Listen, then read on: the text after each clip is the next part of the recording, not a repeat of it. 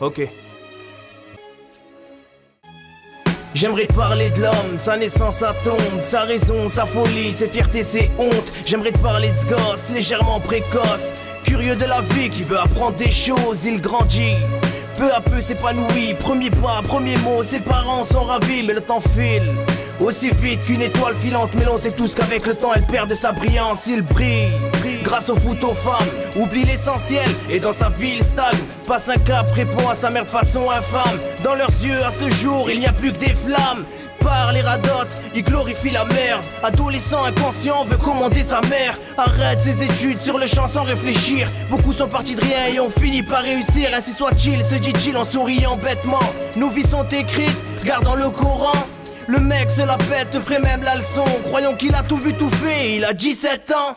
Fronce ses sourcils à chaque fois que je lui parle. Traîne au pas des blocs, se prend pour une racaille. Accro au pilon, sur le terrain c'est une loque. Tout le monde dit de lui qu'il était bon à l'époque. Sa folle épopée vient de s'arrêter. Voué à un destin magique, il a tout gâché. Il se met au trafic, il faut bien manger. Les gens n'ont plus confiance en lui et il a bien changé. Méconnaissable, mène une vie instable, se prend pour un caïd, pour un rien il se tape. Droit au but, il saute les étapes, prend trop vite du pouvoir et là leur justice en empare. C'est triste pour ces jeunes, franchement j'ai de la peine pour lui.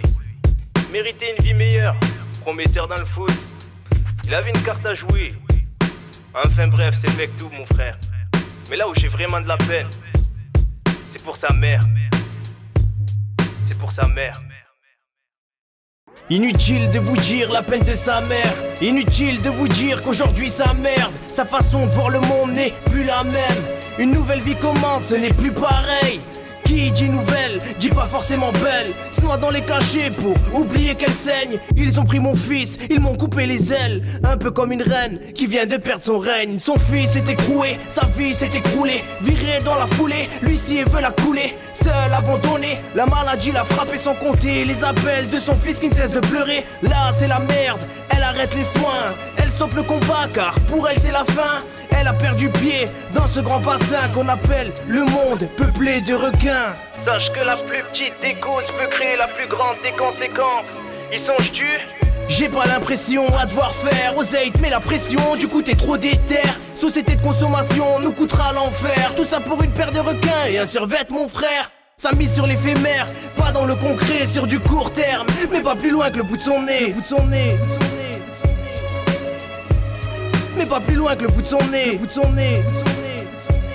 J'espère vraiment que ceci n'est vraiment qu'un mauvais rêve. J'aimerais te parler de l'homme, sa naissance, sa tombe, sa raison, sa folie, ses fiertés, ses hontes. C'est honte.